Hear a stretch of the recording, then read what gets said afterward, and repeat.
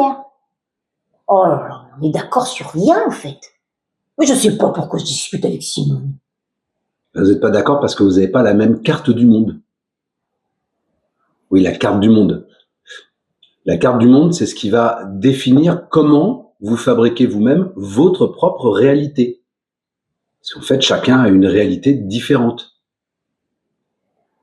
Bon, alors, je vais t'expliquer comment elle se construit la carte du monde. En fait, déjà, les informations que tu vas capter de l'extérieur, elles rentrent en toi par des canaux différents en fonction des gens. Il y en a, ça va être par la vue, il y en a d'autres, ça va être par les oreilles. Oui, auditif. Il y en a, ça va être kinesthésique, par le toucher, d'autres par le goût, d'autres par... Enfin, bref. Par exemple, quelqu'un rentre dans une cuisine. Il y en a un, il va voir au loin le poulet qui est en train de cuire. Et puis l'autre, il rentre dans la cuisine, il va sentir d'abord le poulet. Eh ben, ils se feront pas la même image du poulet tous les deux. Ils verront un poulet sûrement très différent. Bon, bref, ça, c'est les premiers filtres. Les deuxièmes filtres, c'est les filtres physiologiques. Si tu es grand, tu perçois pas le monde comme quand tu es petit. Regarde, toi, quand tu rentres dans ta micra, pour toi, la micra, elle est grande. Pour moi, elle est toute petite. Et puis, il y a aussi le tempérament. Si tu es quelqu'un de plutôt nerveux, si tu es quelqu'un de plutôt calme, bah, tu percevras pas les choses pareilles. Une relation, par exemple, avec quelqu'un, une discussion, quelqu'un pourra dire « Oh là là là, c'était lent hier soir cette discussion avec l'autre, ça a duré 2 plombes. » Et puis l'autre dira « Oh là là là, qu'est-ce que c'était speed cette discussion, pouh, ça allait trop vite. » Pourtant, ils ont eu la même.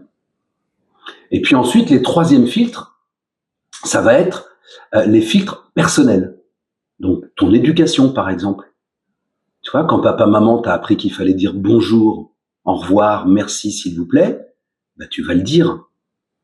Par contre, si on t'a jamais dit qu'il fallait dire ça, c'est pas que t'es mal poli. C'est qu'on t'a jamais dit qu'il fallait le faire. Donc, tu le fais pas.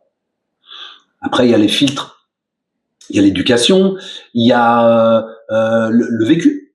En fonction de ton vécu, tes sensations vont pas être les mêmes. Ensuite, il y a tes croyances religieuses. Il y a le système social d'où tu viens. Quand tu as été élevé à Versailles et que tu as été élevé dans une ville de banlieue un peu plus compliquée, tu n'auras pas la même perception du monde. Ou alors quand tu vis en France et que tu vis en Afghanistan. C'est pas la même.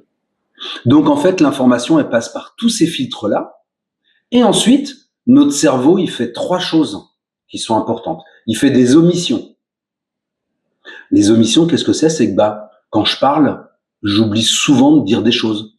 Par exemple, quand je te dis tiens, l'autre jour, je suis allé à la boulangerie, l'autre jour, c'est pas précis, on peut pas savoir ce que c'est exactement. Si tu veux avoir une vraie info, c'est quand est-ce que c'était l'autre jour.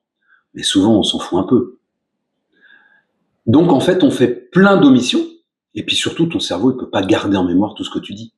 Donc, quand on a une discussion avec quelqu'un, chacun, on triera un petit peu ce qu'on garde, forcément. Et donc, quand on en reparlera, on n'aura des fois pas l'impression de parler de la même conversation, parce qu'on aura oublié chacun des choses différentes. Ensuite, il y a les distorsions. Notre cerveau, il distord un peu la réalité. C'est-à-dire qu'on dit des choses et puis notre cerveau, un peu, il le transforme. Une des distorsions qui existent, par exemple, c'est la lecture de pensée. La lecture de pensée, c'est « je suis capable de savoir ce que tu penses dans ta tête ». Non, mais je veux pas lui demander de me prêter sa voiture, il voudra pas. Non, mais je suis sûr qu'il voudra pas. Ou ma mère, elle voudra pas me répondre. Ça, je crois penser pour les autres. Alors moi, personnellement, j'ai jamais rencontré de vrai télépathe. Peut-être ça existe, mais moi, j'en connais pas. Et puis, la troisième chose, c'est les généralisations. Ah oui, les généralisations. Tous les gens, le monde est dangereux, par exemple. D'une expérience qui m'arrive, je fais en faire une généralisation. Il y a une femme qui m'a menti, toutes les femmes sont des menteuses. Donc voilà, donc en fait ça passe par ces filtres, ça passe ensuite par les omissions, les distorsions, les généralisations. Et à ce moment-là, l'info que tu as eue de l'extérieur, eh bien, ça te donne une représentation qui est la tienne.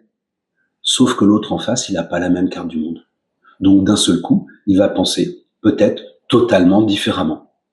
Ça veut juste donc dire que si tu veux avoir une discussion avec quelqu'un, il faut prendre en compte qu'il n'a pas la même carte du monde que toi et que la sienne n'est pas plus mauvaise que la tienne.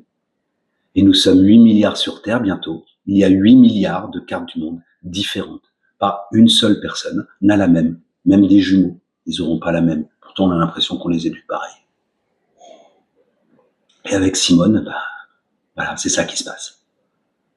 Bon, enfin, en tout cas, Simone, elle est pas belle, sa carte. Moi, je pense que, tiens, je vais aller lui en acheter une autre.